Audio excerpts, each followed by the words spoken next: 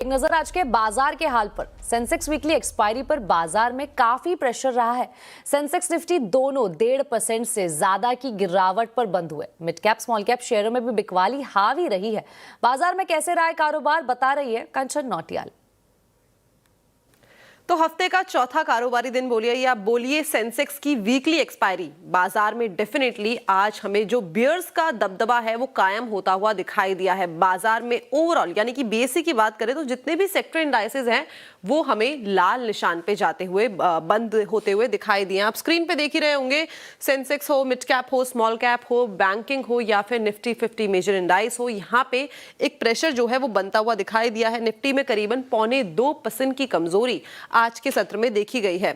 इसके अलावा बाकी के सेक्टर्स की भी आप बात कर लीजिए तो रियलिटी में काफी ज्यादा पेन हमें देखने को मिला है। डिफेंस में सारे ही सेक्टर्स जो हैं वो हमें लाल निशान पे बंद होते हुए दिखाई दिए हैं। देखिए, कोई ऐसा स्पेसिफिक हर सेक्टर के लिए कोई न्यूज नहीं है जिसके बाद ही हमें सेंटिमेंट देखने को मिला, लेकिन बाजार का जो मूड माहौल था वही हमें कहीं ना कहीं दबाव में देखने को मिला, जिसके चलते सारी ही सेक्टर्स में एक इंपैक्ट जो है वो आता हुआ दिखाई दिया है। इसके अलावा अगर स्टॉक स्पेसिफिक बात करी जाए तो सबसे पहले बात कर लेते हैं निफ्टी के बढ़ने वाले स्टॉक की, ओएनजीसी, बिकॉज ब्रेंट क्रूड का जो प्राइस था उसके चलते यहाँ पे हमें जो तेजी है वो देखने को मिली। मेटल शेयर्स की वजह से हिंडाल्को और एचडीएफसी लाइफ एक मामूली बढ़त के साथ बंद हुए हैं, लेकिन लूजिंग स्ट्रीक में आप देखिए नंबर कितना बड़ा है।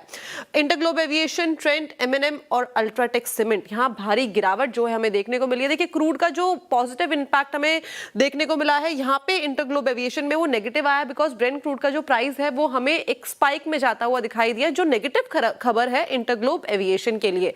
अब बात करते हैं कि जो बाकी के सेक्टर्स है वहां का परफॉर्मेंस किस तरीके का रहा है। न्यू एज स्पेस में आज काफी गिरावट रही है। देखिए, इटर्नल खबर आ रही थी, खबर के बाद ये इंपैक्ट देखा गया कि जो सीईओ है वो शायद से छोड़ देंगे और काफी सारा बज मार्केट में बना हुआ था। पेटीएम, बिकॉज फोन पे का जो आईपीओ है वो आने वाला है और उसको लेके भी काफी वैल्यूएशन को लेके काफी कंसर्न्स चल रहे हैं और यही मोमेंटम जो है सारे ही स्टॉक में हमें रिवॉल्व होता हुआ दिखाई दिया है। फिजिक्स वाला, एफएसएन, ई कॉमर्स, यहाँ पे भी भारी प्रेशर रहा है। ईएमएस स्पेस में देखिए, आज मॉर्निंग में एक सीएलएसए की रिपोर्ट आई थी डिक्सन टेक्नोलॉजी के ऊपर, जहां पे उन्होंने बोला था कि जो मेमोरी चिप है उनके प्राइस जो है वो बढ़ने वाले हैं और काफी बड़ी हमें तेजी वहां पे देखने को मिल सकती है। अब अगर मेमोरी के चिप के प्राइस बढ़ जाएंगे तो जो एवरेज सेलिंग प्राइस है वो भी हमें बढ़ता हुआ दिखाई देगा, जिससे कंपनी की सेल्स में इंपैक्ट आ सकता है, जिसके बाद ये हमें गिरावट देखने को मिली और यही रब ऑफ इफेक्ट जो है हमें बाकी के जो स्टॉक्स है वहां पे भी जाता हुआ दिखाई दिया है। तो ऐसा कोई पर्टिकुलरली न्यूज नहीं है हर स्टॉक के लिए कि ये गिरा क्यों है, लेकिन